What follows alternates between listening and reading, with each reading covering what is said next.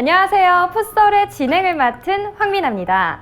오늘도 국내 최고의 축구 전문가 세 분을 모셨습니다. 한준희 해설위원, 김태룡 해설위원, 박찬하 해설위원 모셨습니다. 안녕하세요. 네, 안녕하세요. 네, 지난주 경기 적중률이 굉장했는데요. 네, 어떻게 생각하시죠? 제가 원래 1회는 잘합니다. 그리고 이 모든 공은 제가 8경기 중에 7경기를 마쳤거든요. 네. 이 정도면 이게 대단한, 사실 이게 축구팬 여러분들께서 더 잘 아시겠습니다만 쉽게 나오지는 않을 정도의 확률인데, 네. 제가 올 여름에 저 유로 2016 때 저 김태룡 위원 관계하는 판타지 게임을 초빙을 받아서 한번 해본 적이 있어요. 그런데 그때도 1회는 무지하게 잘했어요, 제가. 네. 그래서 1회 징크스대로 그냥 된 것 아닌가. 2회 때는 어떠셨나요? 그 2회부터는 이제 급전직하합니다. 급전직하하고 네. 또 한 가지 제가 좀 잘한 원인이 있다면, 네. 이 양쪽에 워낙에 유능한 젊은 네. 정말 스타 해설위원들이 계셔서 제가 이분들의 능력을 조금씩 흡입하는 거 아닌지라는 생각도 약간 있습니다. 네, 제가 한번 정리를 해보겠습니다. 19일에 있었던 경기죠. 리버풀 대 맨체스터 유나이티드 경기를 한준희 해설과 박찬하 해설이 맞춰주셨습니다. 15일에 맨체스터 시티 대 에버턴의 경기는 김태룡 해설과 한준희 해설 예상이 적중했고요. 같은 날 경기였죠. 첼시 대 레스터 시티의 경기는 첼시의 승리를 모든 해설위원이 맞춰주셨습니다. 아우크스부르크 대 샬케의 경기는 예상외로 무승부로 경기가 끝났습니다. 네, 16일에 있었던 레알 베티스 대 레알 마드리드의 경기는 한준희 해설이 예측이 적중했고요. 네, 17일 경기였죠. 비아레알 대 셀타비고, 19일 레버쿠젠 대 토트넘의 경기, 20일 바르셀로나 대 맨체스터 시티의 경기 모두 다 예상 적중해 주셨습니다. 네, 다들 예측 결과에 만족하시나요? 아니, 만족을 안 할 수가 없죠, 저는. 네, 그쵸. 그리고 이 자리를 빌어서 네. 그 바인치얼 샬케 감독과 엠볼로 선수에게 너무도 애석함을 전합니다. 네. 엠볼로 선수가 아주 큰 부상을 당했는데 그게 네. 개인에게나 샬케 팀에게나 엄청난 손실이고, 네. 사실 그게 또 제가 하나 틀린 약간 좀 원인도 된다고 생각을 해요. 어쨌든 엠볼로 선수 빨리 쾌차하기를 기원합니다. 네. 두 분은 어떠세요? 저는 뭐 만족하는 부분도 있는데, 맨체스터 시티와 에버턴 같은 경우는 상당히 불만족스럽습니다. 네. 제가 혼자 살아남을 수 있었는데, 이렇게 되면 이게 또 퍼센티지가 하나 더 맞췄으면 제가 8대로 올라가거든요. 이게 바로 올라가는데, 참 그 프로 레벨에서 페널티킥을 넣고 못 넣고의 차이는 저는 실력과는 별개라고 생각하거든요. 뭐 동네 축구에서야 그거는 뭐 실력이 전체적인 뭐 작용을 하는 부분이지만, 그런 거 못 넣으면 상당히 저 같은 사람들이 많이 곤란해집니다. 근데 요즘 페널티 실축이 전 세계적으로 좀 유행인 것 같아요. 그 멘헨글라트바우도 저 얼마 전에 2개 페널티를 한 경기에서 나눠치는 뭐 그런 일들이 일어났는데, 이 페널티 실축 요즘 무섭습니다. 그래서 그거 하나만 더 했으면 괜찮았을 텐데, 저도 한 번만 좀 많이 맞추면 될 것 같거든요. 한 번만. 네, 한 번만. 풋설이 앞으로 얼마나 오래, 뭐 100회, 200회, 뭐 1000회가 진행이 되더라도 한 번만. 그러니까요. 박찬하 의원은 원래 이 인생의 이 철학이에요. 한 번만. 네, 한 이번 번만. 주에 기대하겠습니다. 괜찮네요. 저는 근데 한 5경기 맞춘 거잖아요. 62.5%. 이것도 사실은 대단한 승률이에요. 저는 만족해요. 되게 만족하고, 뭐 계속해서 쭉 오래 가길 뭐 바라지만 요 정도만 좀 유지한다면 저는 대만족입니다. 네. 나 딱 하나, 베티스가 베티스를 믿고 그래도 기회라고 생각해서 한번 과감하게 던졌는데 무모했네요. 그래도 아직은 호아킨 뭐 이런 걸 너무 믿은 것 같아요. 과감함과 무모함의 차이를 이제 좀 구분을 해야 될 것 같습니다. 네, 그럼 오늘 첫 예측으로 넘어가 보도록 하겠습니다. 오늘 첫 번째는 22일 토요일 경기죠. 리그의 중심에 있는 손흥민 선수의 경기, 토트넘 대 본머스를 예측해 보도록 하겠습니다. 어떻게 보시나요? 네, 이게 이제 외관상 보면 토트넘은 진짜 아주 지금 우승도 이제는 도전할 수 있다라는 평가가 나오는 팀인데, 근데 이제 요 묘한 것이 토트넘이 레버쿠젠전에서 일단 고생을 많이 했잖아요. 근데 반면에 본머스가 지난 헐 시티전을 스타니슬라스 선수가 아주 지금 프리미어리그의 뜨거운 선수로 떠오르면서 6대1의 대승을 거둔 팀입니다. 뭔가 본머스가 지금 엄청 좋아 보이긴 하고, 또 최근 몇 경기가 계속 괜찮거든요. 득점력이 특히 살아나고 있는데 어떻게 생각하시나요? 이번에도 프리미어리그 3경기 또 제가 다 중계하는 경기를. 진짜요? 사전에 아무런 제가 정보 없이 그냥 고른 건데 이거. 그러니까 지난 1회차 때도 그러셨고 너무 제가 지금 또 느낌이 공부할 시간을 계속 절약해드리고 있어요. 제가. 너무 감사합니다. 어. 우선 본머스 대 토트넘 결론부터 말씀드리면 저는 그래도 토트넘 승. 그래도 아직은 토트넘. 그래도 토트넘. 그 그러니까 본머스가 최근에 분위기 좋고 뭐 득점력 굉장히 좋은 것은 사실이나 여전히 본머스가 갖고 있는 상대를 가리지 않는 전진성 이게 좀 독이 될 것 같고 토트넘이 물론 피로감은 있지만 그래도 측면에 속도전한다면 그 본머스의 다소 지난 1회차 저 같은 무모함을 조금 공략할 수 있지 않을까. 저는 그래서 토트넘 승리입니다. 네. 그 본머스가 앞으로 나올 때 네. 오히려 뭐 손흥민 선수라든가 그 뒷공간을 공략할 수 있는 토트넘의 그런 부분에서 아마 득점이 터질 것이다. 네, 본머스는 어디랑 하든 항상 그 전진성을 유지하니까요. 네. 박찬호 의원 혹시 저는 뭐 짧게 얘기를 하면 토트넘이 리그 원정에서 굉장히 강하더라고요. 최근 리그 22경기, 원정 경기 22경기 가운데 20경기를 안 졌을 정도로 원정에서 강한데 이게 지금 토트넘 일정상 원정 3번째 경기거든요. 원정 하면 약간 또 퍼질 수도 있지 않을까 싶어서 저는 그냥 과감하게 좀 무승부로 일단 시작을 하겠습니다. 무승부. 네. 네.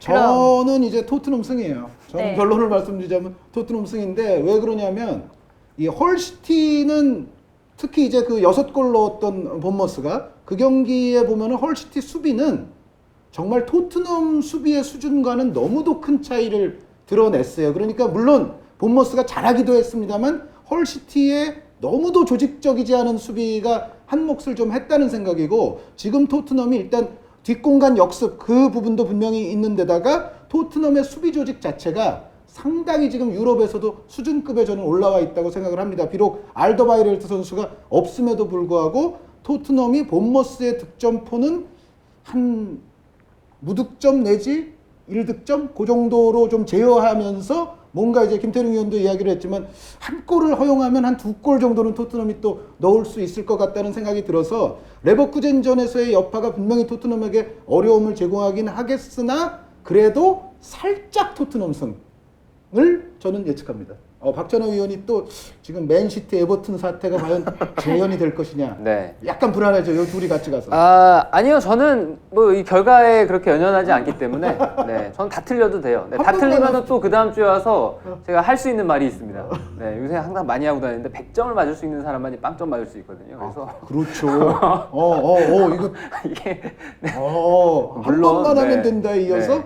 100점 맞을 수 있는 사람만이 빵점이 가능하다. 다 틀리는 날이 와도 이거는 100점과 같은 결과가 아닐까. 이게 묘하게 설득력이 있네. 말이 돼요. 네. 말이 돼요. 제가 정리해 보도록 하겠습니다. 토트넘 대 본머스의 경기는 김태룡, 한준희 해설 두 해설이 토트넘의 승리를 예상했습니다.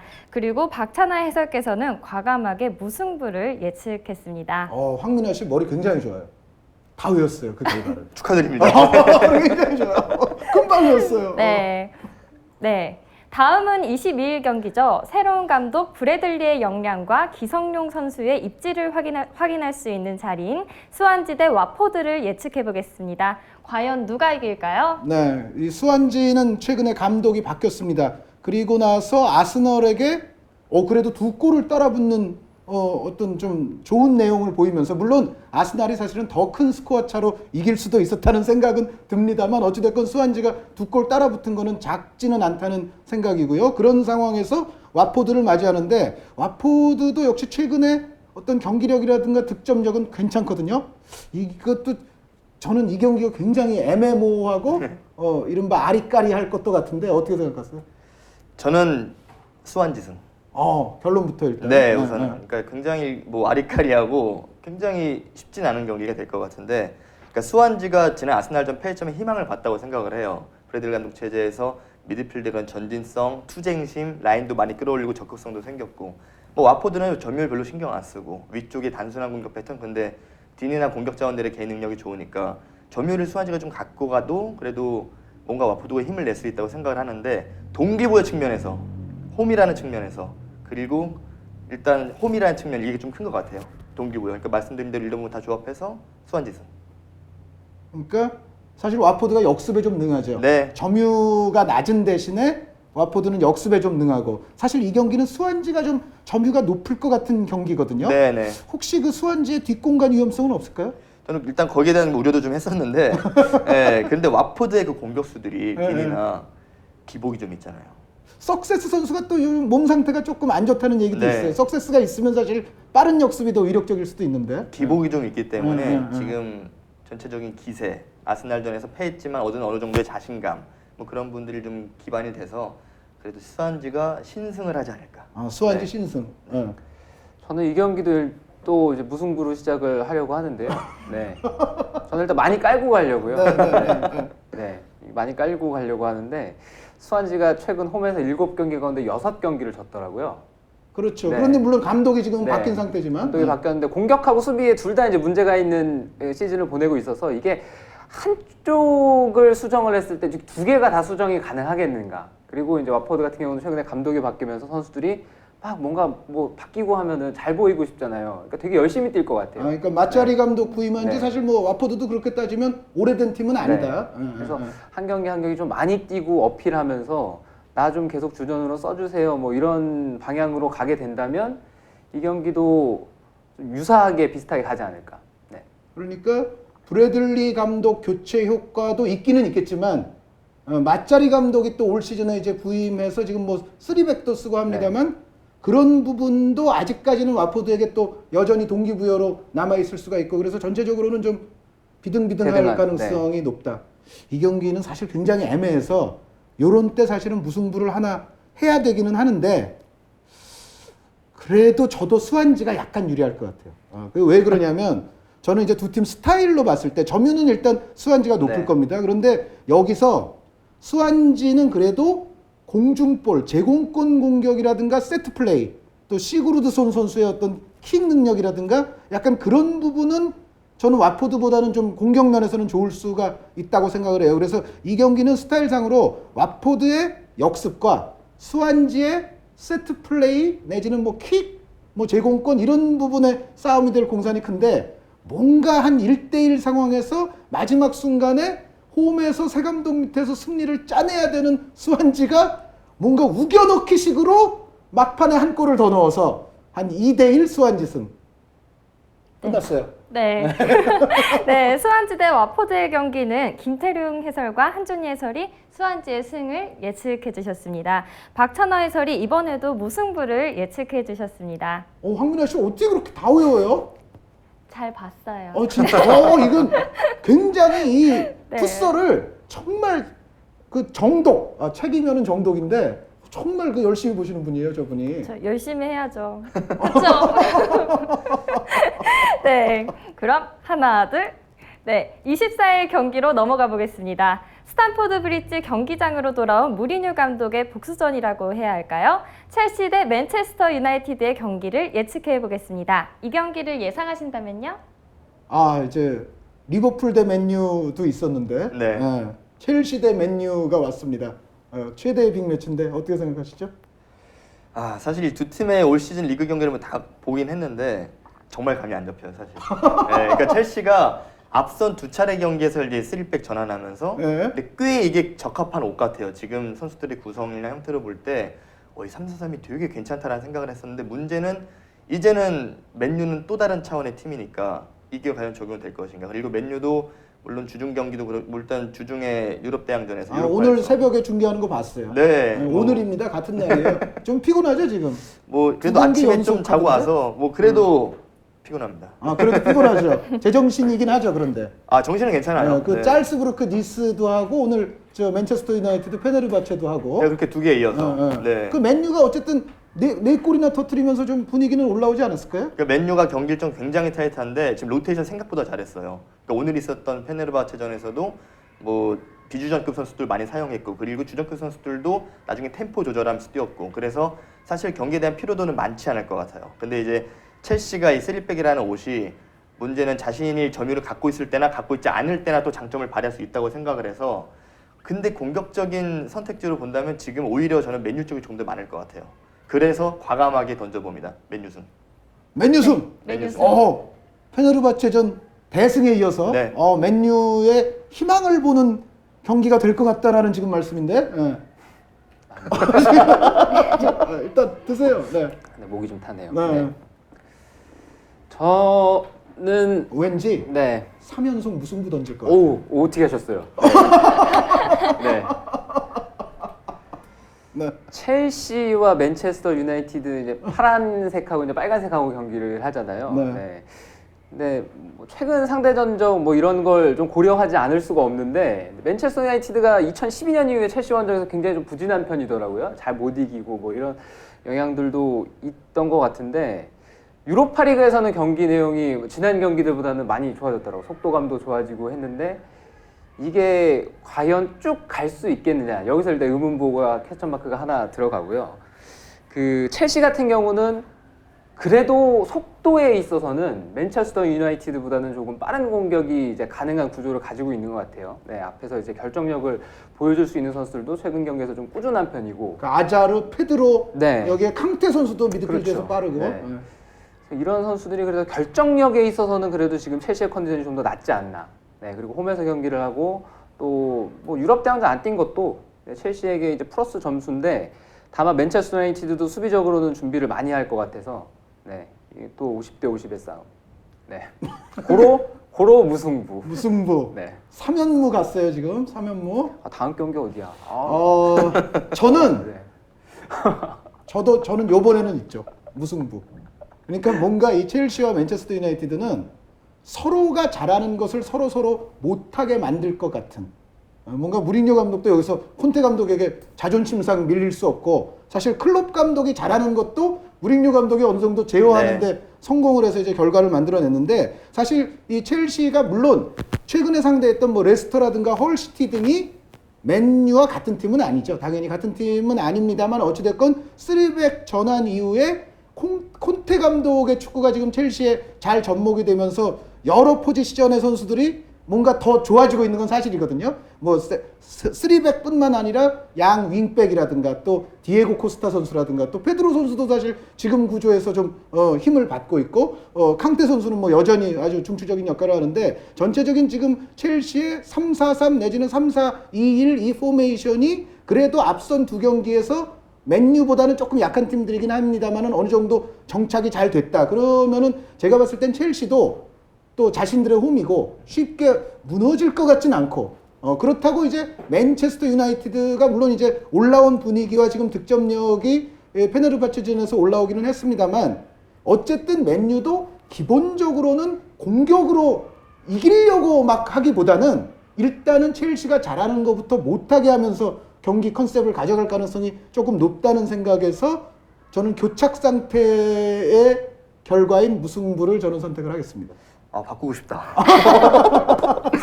묘하게 들으면서 설득이 되는데, 근데 지킬 겁니다. 예, 소신을 지킬 겁니다. 저도 고민을 많이 했어요. 아, 무승부 갈까 하다가 소신 지키겠습니다. 네. 네, 네. 맨유 승. 원래 그럼- 처음 찍은 답이 그렇죠. 다를 때가 네. 많잖아요. 네, 정리를 해보면 맨유승, 무승부로 정리됐습니다. 네, 22일로 돌아가서 라리가로 가볼까요? 2007년 3대0 승리 이후 발렌시아 홈에서 항상 쉽지 않은 경기를 펼쳤던 바르셀로나가 이번에는 좋은 분위기로 원정 경기를 떠납니다. 발렌시아 대 바르셀로나의 경기를 예측해보겠습니다. 어떻게 보시나요? 바르셀로나가 4골을 퍼부으면서 맨체스터 시티의 정말 실책들을 한 번 다 응징을 해버렸는데, 실책 나올 때마다 응징했어요. 네. 그러기도 사실 쉽지 않은데 어찌됐건 MSN에 또 클래스를 보여줬던 경기였습니다. 그런데 문제는 그 경기에서 수비수들을 또 부상으로 네, 많이 잃었다는 잃었죠. 대목이 있죠. 그리고 발렌시아는 이제 잘 아시는 체사레 프란델리 감독이 오면서 그래도 좀 나아졌다는 평가를 일단 첫 경기에 받았거든요. 어떻게 보세요? 네, 수비력이 뭐 조금 좋아졌다는 평도 있고 실제로 뭐 경기의 어떤 내용 자체가 많이 달라진 모습을 볼 수가 있었는데요. 그래도 발렌시아가 비교적 경기마다 좀 꾸준하게 실점을 하고 있거든요. 네, 그 부분이 이 경기에서는 포인트 같아요. 그러니까 상대가 발렌시아 원정에서 바르셀로나도 최근 경기에서 계속 어려운 경기들을 많이 해왔는데, 수비에서 어떤 작은 실수가 나왔을 때 아니면은 평정심을 가지고 경기를 하려고 해도 실수를 하면 안 된다라는 부담감, 상대가 MSN을 보유한 팀이라고 봤을 때는 거기서 오는 차이가 저는 클 수 있다고 판단을 하고요. 바르셀로나가 뭐 피케 다치고 하면서 수비 쪽에 부상이 생겼는데 그래도 움티티 돌아오고, 뭐 알바는 여전히 지난 경기 이제 빠져나갔는데 세르지오 베토 선수가 온다는 소식도 있더라고요. 그러니까 세르지, 저 움티티, 마스체라노, 디뉴까지 해서 네. 여기서 부상이 또 나오면 안 되지만 그래도 대충 일단 4백은 구성은 되는 것 같더라고요. 또 나오면 뭐 마티우가 또 들어가야죠. 그 마티우까지는 있죠. 어쨌든 네. 카드가. 네. 예, 예, 예. 그래서 저는 이 경기는 바르셀로나의 승리로 예상을 하겠습니다. 혹시 스코어 차는 어느 정도 날 것 같나요? 스코어 차이는 이 경기는 의외로 좀 스코어가 뭐 2골 이상의 차이 그렇게 벌어질 수도 있다는 생각은 들어요. 발렌시아 팬들에게는 또 좀 안 좋은 소식인데 네. 혹시 의견 다르거나 뭐 비슷하거나. 우선 저도 바르셀로나 승. 예, 예, 예. 물론 이제 챔피언스리그 경기를 통해서 수비 쪽에 많은 부상이 생겼고 알바 빠지고 피케 빠지고 했지만 뭐 데프로디보 전 같이 약간 또 변형 시스템을 쓸 수도 있을 것 같고요. 상황에 따라서 뭐 결혼은 있지만 수비 쪽에 큰 문제는 없을 것 같아요. 그리고 공격력은 지금 뭐 2경기 연속 이런 상태니까 발렌시아가 감독이 바뀌었지만 전체적으로 볼 때 뭐 화력의 무게감에서 차이가 날 것 같습니다. 저도 한 2골 차 정도는 날 것 같아요. 챔피언스리그 피로도는 계산 안 해도 되는 건가요? 경기 좀 편했잖아요. 근데 편했었나요? 후반전에는 그래도 좀 네. 저는 근데 이 경기의 큰 변수는 저는 만약에 제가 뭐 발렌시아의 수비로 빙의를 혹시 한다 뭐 그런 예측을 해보면 그냥 뭔가 줄 것 같을 때는 페널티킥을 주는 것도 나을 것 같아요. 네. 왜냐하면 발렌시아는 네, 바르셀로나는 일단 PK에 기본적으로 강하지 않은 팀인데 네. 발렌시아의 수문장은 알베스가 전 세계에서 있잖아요. 네. 가장 PK를 잘 막는 수문장이 발렌시아에 있거든요. 지금 이제 디에고 알베스 선수가 하나하나 막을 때마다 이제 다 기록으로 등재가 될 것 같은데 그래서 어쨌든 이 경기에서는 페널티가 나오면은 좀 궁금해요. 결과가. 그 점수 차이와는 관계없이 또 점수 차이가 많이 나게 되면은 MSN 중에서 골 그날 못 넣거나 한 선수에게 주지 않습니까? 네. 근데 누구를 줘도 이 선수와 디에고 알베스 이 대결은 이건 페널티가 어쨌든 나느냐 안 나느냐 한번 주목해 보시면 좋을 것 같고 제 생각에도 발렌시아가 전체적인 어떤 빌드업이라든가 공격진의 컨디션은 그렇게 나빠 보이진 않습니다만 역시 그 가라이 선수와 아델란 산토스 선수 혹은 뭐 이제 망갈라 선수가 혹시 들어올 수도 있겠습니다만 이 수비진이 지금 현재의 MSN을 막기는 조금 어렵다는 생각에서 저는 그런데 두 분보다는 조금 적은 차이. 발렌시아도 지금의 바르셀로나의 수비라면 제 생각에는 한두 골 넣을 수 있을 것 같다. 그러니까 예를 들어서 한 3대2 정도 바르셀로나가 좀 쉽지 않지만은 이기는 방향으로 저도 정리를 하겠습니다. 네, 이번 경기에서는 박찬아, 김태룡, 한준희 해설 모두 바르셀로나 승리를 예상해 주셨습니다. 이럴 때 마음이 제일 편해요. 네, 저 한번 그거 해보고 싶어요. 손을 들어주시면. 황민아 씨도 바르셀로나 발렌시아 예측 한번 네? 해보세요. 저도 바르셀로나 그렇죠. 할래요. 마음이 편하죠. 세 분 모두 다. 네. 이러면 마음이 편해요. 네. 네, 다음 날이죠. 23일 치열한 선두권 다툼을 벌이고 있는 세비야 대 아틀레티코 마드리드의 경기를 예측해 보겠습니다. 흥미로운 대결이 기대되는데요. 과연 누가 이길까요? 뭐 순위표상으로도 그렇고 네. 정말 이거는 축구 철학과 축구 철학 간의 대결이고 아르헨티나의 축구 전통과 축구 전통 간의 또 대결입니다. 정말 비엘사의 아들을 자임하는 산파올리 감독의 세비야와 시메오네 감독은 시메오네 감독도 따지고 보면 누구들의 아들이라고 볼 수 있을 것 같아요. 수벨디아, 빌라르도 등으로 내려오는 아르헨티나 실용주의, 실리 축구의 최고봉의 이제 아들이라고 볼 수가 있는데 이거는 그냥 붙는 것 자체만으로도 흥미로운 대결이지만 어쨌든 승패는 어떻게 될까요? 아틀레티코 마드리드가 승리할 확률이 한 70% 정도. 네. 아틀레티코 승으로 하시는 거죠? 네. 그러니까 몇 가지 요인들이 있는데요. 세비야가 홈에서는 좀처럼 자신들이 좀 조심스럽게 경기를 하거나 그런 스타일과는 좀 차이가 있고 상당히 빠르게 미드필더들을 산파올리 감독이 안정을 시킨 것 같아요. 초반에는 이 선수도 저 선수도 써보다가 최근에는 어느 정도 포메이션도 맞춰놓고 선수들의 위치도 고정시킨 채로 경기들을 많이 하고 있는데 물론 아직도 3백, 백3, 백4 이렇게 왔다 갔다 하긴 한데 세비야가 그래서 경기당 평균 점유율이 굉장히 높거든요.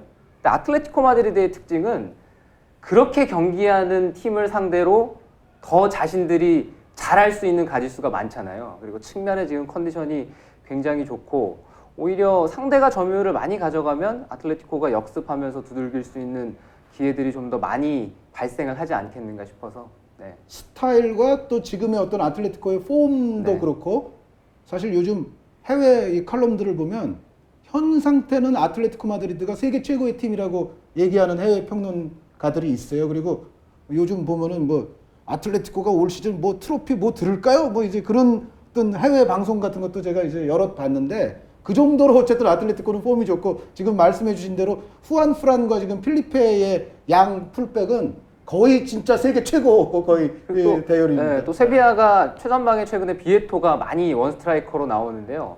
벤예더 선수가 낫지 않나요? 근데 다 좀 체격 조건이 작은 편이라서 아, 그러면 네, 중앙에 그냥 둘러싸이면 뭐 중앙에서 영향력을 좀 발휘하기보다는 잘 안 보이는 상황들이 많이 발생을 할 것 같아요. 고딘 네. 사비치를 이기기는 쉽지 않을 것이다. 네, 스타일상으로. 어떻게 생각하세요? 저도 아틀레티코 승입니다. 아, 저 단호하시네. 네, 이거는 뭐 힘의 차이가 있을 것 같아요. 아, 물론 아, 아. 스타일의 차이는 있지만 전체적으로 양 팀 다 열심히 뛰고 많이 뛰는 스타일을 구사한다면 여기서는 결국 힘의 차이, 디테일의 차이, 뭐 거기서 또 본인들이 더욱더 하고자 하는 거를 능숙하게 하는 건 아무래도 아틀레티코 쪽이잖아요. 완성도에서. 저는 그래서 아틀레티코 승. 디테일의 미세한 차이가 결과에 큰 차이를 불러올 수도 있죠. 네. 저도 아틀레티코 승입니다. 그러니까 세비야가 괜찮게 싸우긴 할 겁니다. 아주 흥미로운 대결이 될 것 같고 또 정말 세비야의 올 시즌 놀라운 선수가 하나 있습니다.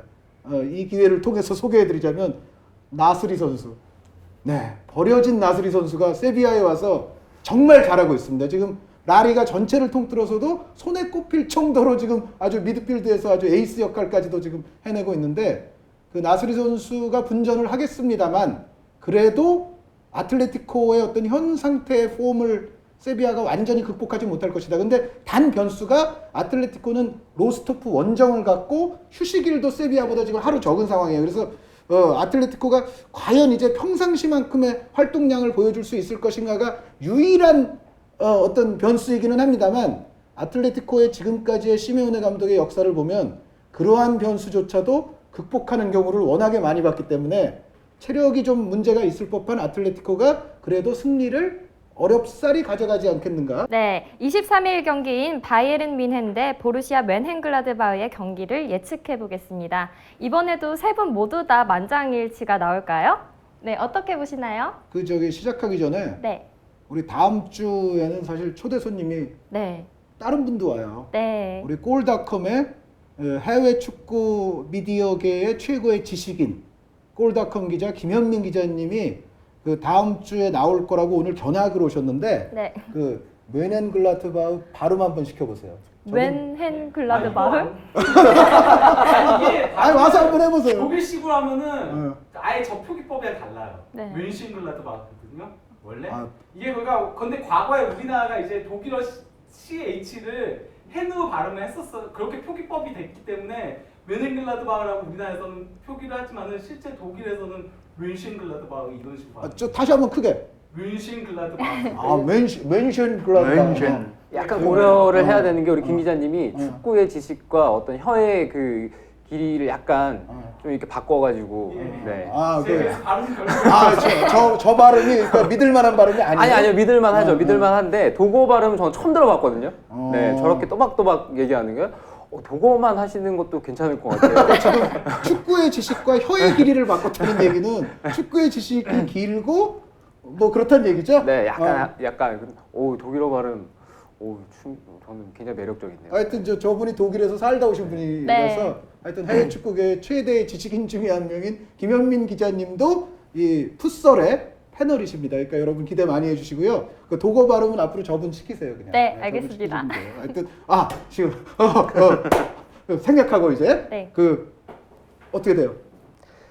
최근에 이 두 팀의 맞대결이 정말 재밌었어요. 저는 이 경기들을 또 제가 중계를 두 팀 경기를 최근에 멘헨글라드바흐가 바이에른 뮌헨을 잡을 때도 중계를 몇 번 했었고 그랬는데 굉장히 흥미로운 대결이었거든요. 그러니까 서로 얘네 걸 못하게 하고 얘네가 막아서는 거로 어떻게 하면 뚫을 수 있을까 이런 대결들이었는데 멘헨글라드바흐가 최근에 과르디올라 감독 체제의 바이에른 뮌헨을 많이 괴롭혔죠. 네.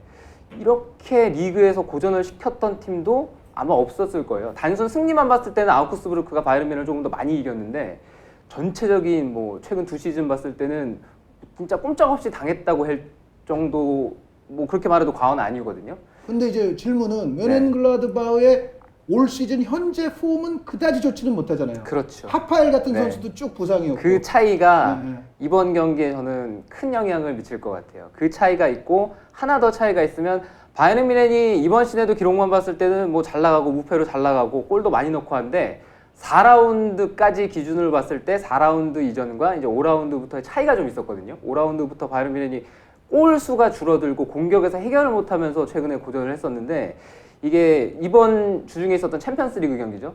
레반도프스키랑 이제 밀러가 터지기 시작한 게 좀 전환점이 될 것 같아요. 그래서 이 경기는 바이에른 뮌헨의 승리로 저는 예상합니다. 로벤 선수도 아주 잘하던데요. 네, 로벤 선수가 로벤 부상에서 매직이 털어놨죠. 돌아왔어요. 그러니까 다른 선수들이 못할 때 로벤이 그나마 해주면서 막 머리로도 골 넣고 그랬잖아요. 그래서, 그래서 그 어떤 그것 연속성 더하기 이제 레반도프스키와 밀러가 가세가 되면 컨디션이 살아나면 이 경기는 거기서 좀 차이가 벌어지지 않을까. 그러니까 뮌헨글라드바흐는 저도 이제 이 팀을 어떻게 평가를 하냐면 그 정말 이 뮌헨글라드바흐가 좋은 날은 진짜 재밌는 팀이에요. 그러니까 우리가 보통 바이에른 뮌헨, 뭐 도르트문트 뭐 다 재밌습니다만 뮌헨글라드바흐가 뭔가 그날이 오면 이 두 팀보다도 훨씬 더 재밌게 하면서 막 점유율도 최근에 사실 그런데 보면은 함부르크전에서도 점유율이 70%가 넘었는데 0대 0이 됐고 페널티킥 2개를 놓치면서 그리고 그 전에 어디예요? 저 샬케전에서도 점유율이 70%가 또 넘었는데 0대 4로 오히려 패하는 그런 지금 국면을 걸어오다가 그래도 이번에 셀틱에게 승리를 거둠으로써 약간 이제 포메이션도 조금 바꾸고 반전을 하기는 했는데 어떨까요? 뮌헨글라드바흐 경기도 보신 적 있죠? 네, 근데 뮌헨글라드바흐가 말씀하신 것처럼 이제 잘 되는 날은 잘 되고 아닌 날은 좀 아니고, 그러니까 간격 유지가 좀 관건이었던 것 같은데 그동안 이제 했던 그 백스리, 3백이 양날의 좀 검이었던 것 같아요. 그러니까 셀틱전도 느낌을 봤을 때 약간 또 포로 나왔잖아요, 처음에. 이런 부분이 사실 스스로도 좀 고민을 갖고 있다, 여기에 대해서. 올 시즌 초반 퍼포먼스에 대해서 팀 자체가 고민을 갖고 있는 것 같고, 뭐 바이에른 뮌헨은 지금 비달이 아웃이죠. 비달이 없는 상황에서 약간의 그 활동량, 기동성 가운데서 그런 신선함은 좀 떨어졌는데 일단은 공격 자원들이 득점포도 터졌고, 그래도 지금 현재 팀 컨디션에서는 그래도 바이에른 뮌헨이 나아 보이기 때문에 저도 바이에른 승.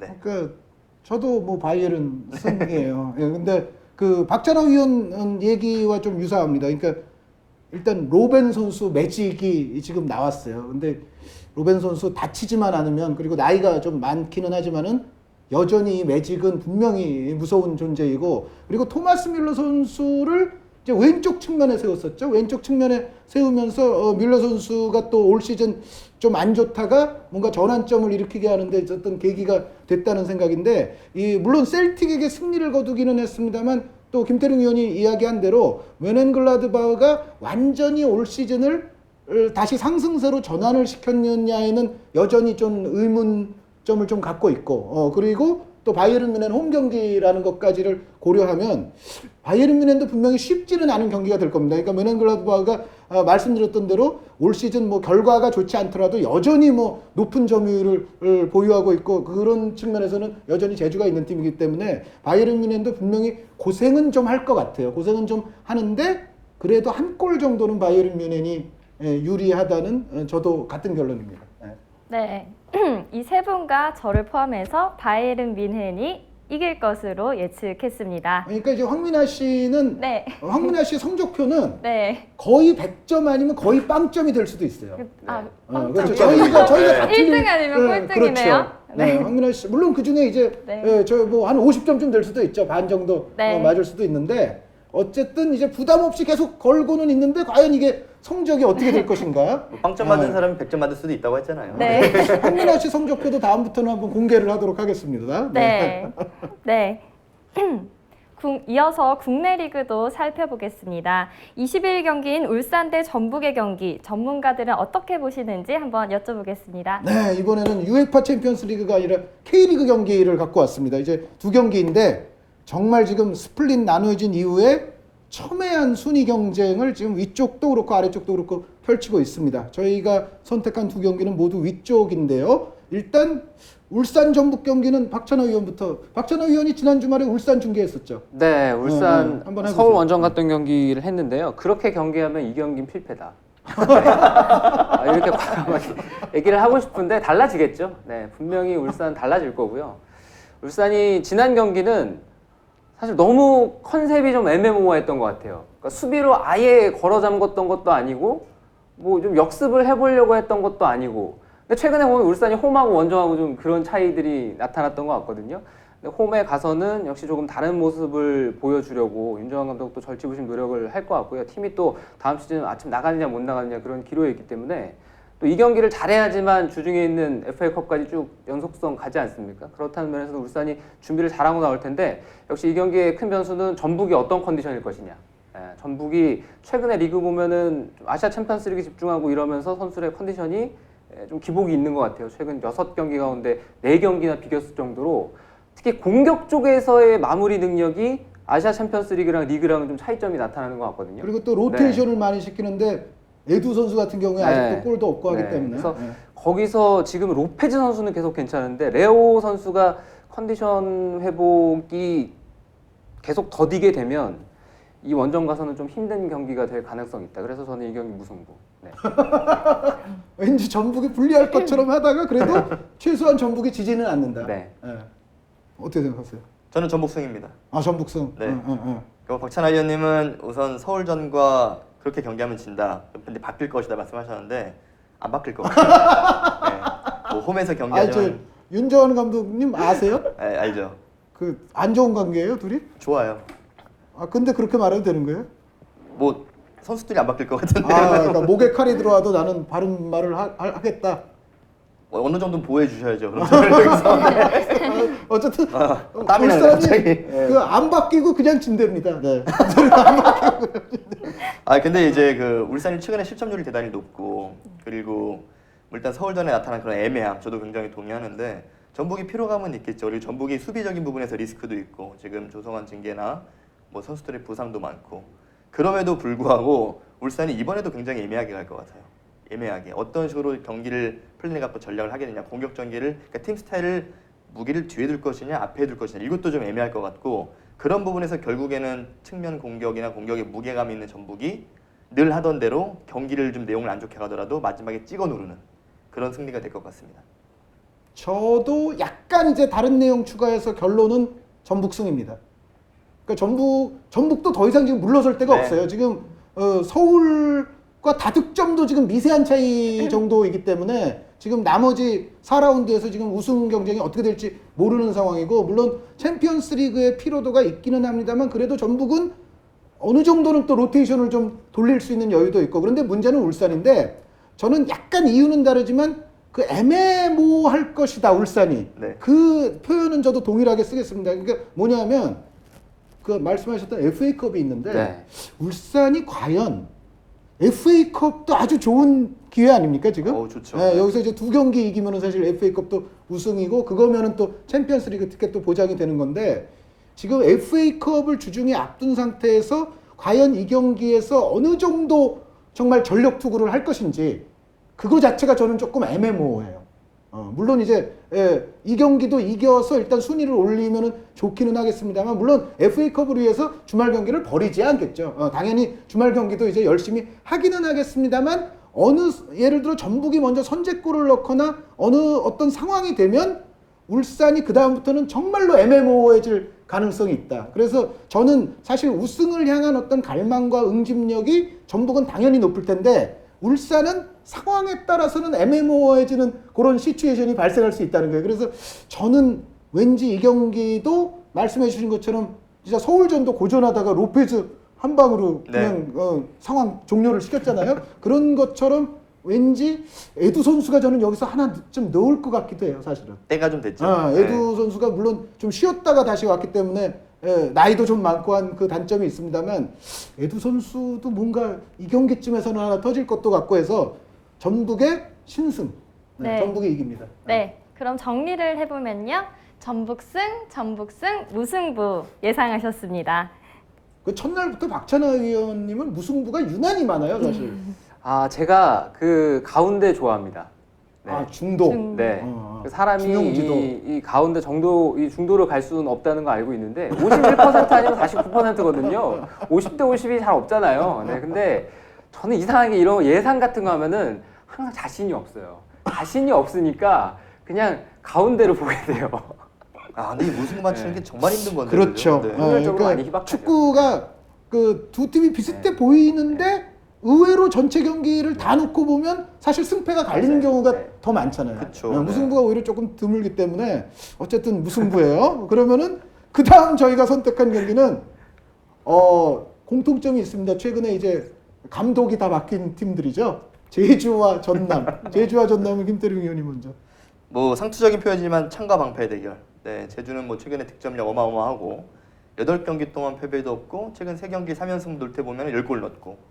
그런데 이제 전남은 9월 이후에 6경기에서 3골밖에 실점하지 않았고 여름 이후에 이 백스리 체제가 굉장히 견고한 느낌인데 이것도 사실 좀 고민이 많았어요, 이 경기에 대해서. 근데 이제 제주의 홈에서 벌어진다는 점, 그리고 창과 방패 대결이라고 말씀드렸는데 창 쪽이 지금은 조금 더 날카로워 보입니다. 그리고 제주가 아무래도 그 상위권 이제 아시안 챔피언스리그 진출권에 대한 동기부여가 전남보다는 더 강한 것 같아요. 네. 아, 전남보다 더. 네. 그럼 전남 감독 안 바꿨어도 되는 거예요, 그럼? 어쩔 수 없었죠. 곤란한 질문을 계속. 뭐 송쌤이 잘 하시겠죠. 네. 근데 이제 그런 부분에서 볼 때 창 쪽이 조금은 더 무게감 있는 것 같습니다. 공격적인 선택지도 있고. 그래서 저는 제주승. 제주승. 예. 저는 이 경기가 22일 날 벌어졌으면 한 80% 정도로 확률을 끌어올려서 제주의 승리를 예상을 했을 건데요. 그런데요? 네, 이게 일요일 경기잖아요. 네, 23일 네, 경기라서 한 10% 정도 낮추겠습니다. 70% 네. 제주승. 네. 그 어쨌든 제주승이잖아요, 네. 결과는. 네. 월요일 되면 60% 되나요?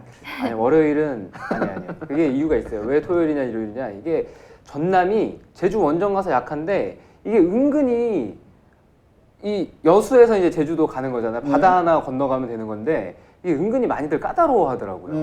네. 그리고 이게 왜 그러냐면 금요일 날 여수에서 나가는 제주도 나가는 항공편이 없어요. 네. 그거 조사해봤어요? 네. 그게 없어요. 진짜요? 네. 그게 뭐 있을 때도 있는데 정기편이 아마 없을 거예요. 금요일에서 나가는. 그래서 이게 보면 딴 데 이제 지역을 가야 되잖아요. 이게 은근히 1시간 뭐 차 타고 더 가고 뭐 30분 더 가고 이런 거 굉장히 피로해합니다. 아니 그러면은 네. 토요일 제주 원정이 있으면 네. 당일에 가게 된다는 거예요? 아니죠. 전남은? 그러니까 뭐 광주를 가거나 그러니까 아니면 차 갈 타고 수 있는 부산을 다른 곳을 가거나 가서? 네. 어, 그렇게 어. 이제 가는 거죠. 그러니까 어쨌든 토요일이 되면 그런 경로를 해서 가려면 여유가 더 없는 거고 그만큼. 네. 일요일은 그래도 네. 조금 더 여유가 네. 있으니까 전남이 네. 10% 정도 승률이 올라갈 수는 있지만 네. 그래도 제주승. 네. 10월 21일 날은 이게 나가는 편이 이게 없거든요. 정확한 거죠. 그 네. 금요일에 여수에서 10월 제주도 21일 가는 날. 항공이 네. 없답니다. 네. 근데 방향에서 광주공항 가는 거 별로 그렇게 안 멀어요. 1시간. 네, 네, 네. 1시간. 1시간. 네. 어. 여수공항이 더 가깝긴 하지만 뭐 어쨌든 전남에 예전에 있어봤잖아요. 네, 거기서 그 두 공항을 다 이용을 해봤는데 네, 네. 물론 누가 운전하냐에 따라 속도는 다르겠지만 누가 운전하냐에 네. 따라서 덜컹거림도 조금 다를 수도 있죠. 근데 뭐 큰 그렇게 차이는 없을 것 같아요. 뭐. 엄청 빨리 가요. 엄청 빨리. 네. 아, 그래도 차이는 좀 있을 수 왜냐하면 있다는 계속 약했으니까. 주장이죠. 제주 원정에서 약했다는 그 이유가 있는 것 같거든요. 네. 어쨌든 저는 처음 정보를 알았는데 금요일에 여수에서 제주도를 가는 항공편이 정확히 없다는. 정정하겠습니다. 10월 21일 날 없어요. 그러니까 10월 매년 21일. 항상 그런 게 아니라 뭐 항상 그런 건 이번 아니고 주는 적어도 10월 그렇다. 21일 날. 네. 찾아봤다. 네네. 박 의원님의 주장이 대단한 묘하게 항상 설득력이 있어요. 이거 설득력이 네. 있어요, 사실은. 근데 어쨌든 항공편에 대해서 저는 몰랐지만 제주승인 것 같아요. 그러니까 전남이 한때 정말 화라산 같은 시기가 있었잖아요. 그때는 진짜 어떤 팀과 해도 막 점유율도 더 우세하게 가져가고 막 허용준, 한찬이, 조커 나오면 막 여기서도 막 파괴력이 아주 넘치고 네. 그랬다가 어느 순간이 사실은 이제 한 32라운드, 33라운드 요 정도 때부터 약간 이제 상위 스플릿에 들어야 되니까 조금 신중함에 대한 우리가 좀 바둑적인 표현으로 하면은 약간 추위를 탄다고 볼 수가 있는데 약간 이제 적극성이 조금 줄어들면서 체력도 약간 저하되는 것처럼 보이는 면이 전남에게 있었어요. 그리고 한찬희 선수도 이제는 뭐 조커 기용 네. 이제 돌아오기는 하겠네요. 네. 돌아오기는 하겠습니다만 어쨌든 한찬희 선수의 체력 상태도 그렇고 전체적으로 뭐 현영민 선수라든가 김용욱 선수라든가 그리고 심지어 자일 선수 같은 경우에도 아주 잘 나갔을 시기에 비해서는 지금 약간 떨어졌죠. 약간 하락세. 그러니까 어떻게 보면 전남이 한동안 너무 달렸다고도 볼 수 있습니다. 진짜 저 무적의 팀처럼 달린 그 시기를 지나서 약간 지금 선수들의 컨디션과 체력이 조금 저하되고 있고 그것이 이제 득점력 저하로 바로 연결이 되고 있다는 거. 근데 제주 같은 경우에는 득점력에 송진영 선수 나간 이후에도 별 이상이 없는 것 같아요. 그래서 결국 이 경기는 저는 항공편은 잘 모르지만 두 팀의 어떤 득점력의 현재에 있어서의 차이가 말을 하지 않겠느냐. 그러니까 전남이 설사 골을 넣더라도 제 생각에는 한 골쯤? 네. 근데 제주는 뭐 3골 뭐 이렇게도 충분히 가능해서 전체적인 승률은 역시 제주 쪽으로 봐야 될 것 같습니다. 저는 약간 너무 사짜 같아서 네. 첨언을 좀 하자면 네. 전 속도에서도 제주가 좀 유리하다고 보거든요. 음. 안현범 선수라든가 김호남 선수라든가 이런 선수들이 최근에 컨디션도 좋고 자신감이 젊은 선수들이 완전히 붙어서 이런 것도 좀 크다고. 그 뭐 비행편은 사실 그냥 아 근데 좋은 정보였어요 그거. 네. 풋살 아니면 들을 수 없는. 이거 어디 처음 얘기한 거죠 지금? 처음 얘기했는데 네. 당사자들한테 물어보면 신경도 안 쓸 것 같아요. 아니 그래도 뭔가 이런 독특한 것도 하나씩 네. 해줘야 돼요. 묘하게 설득력 있어요. 그럴싸하지 정말. 않아요? 전남이 지금 제주원정에서 계속 제주원정 5연패예요 지금 심지어 7경기 연속 무승. 지금 네. 뭔가 그럴싸하지 않습니까? 10경기에 1승 있나 그렇지 않나? 아니 제가 당사자라도 듣다 보면 그런가? 그럴 것 같아요. 예. 어쨌든 토요일에 경기하면은 승률이 20%인데 그래도 일요일에 경기하면 한 30%까지는 올라간다. 나름 설득력 있었어요. 그런데 토요일에 경기하나 일요일에 경기하나 결국은 예측은 제주 승이라는 거잖아요. 네. 제주 승이래. 네. 저도 제주 승. 네, 이번에 모두 다 제주 승을 예상해 주셨습니다. 그래서 저도 제주 승에 아니 좀 다른 거 좀 하시면 안 저 돼요? 반대할까요? 네. 이번에 네. 전북 네.